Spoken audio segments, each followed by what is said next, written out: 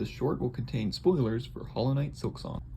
After getting 100% completion in Hollow Knight Silksong, it's time to rank all the bosses based on their overall difficulty without using tools. Let's go over 2 bosses from Act 1.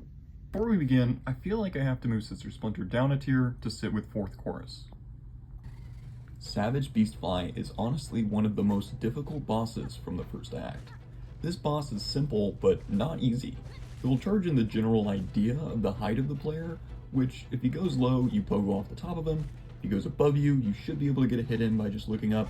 But be careful, because sometimes it can go and charge at a pretty awkward height, and your best bet is to usually try and jump over with the pogo. This boss also summons enemies as you fight, which can be pretty overwhelming.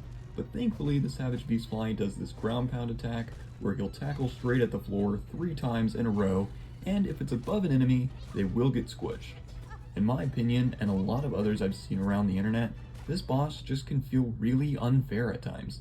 But it isn't that complex, so I think I'll be putting it in challenging. Savage Beastfly 2. This refight has a few differences.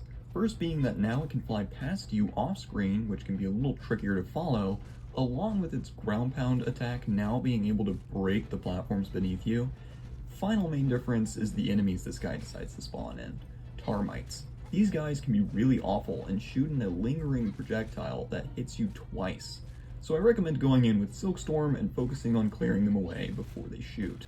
Not really a step up in difficulty from the first encounter, which I think is going to make me put it a tier lower in the more difficult category.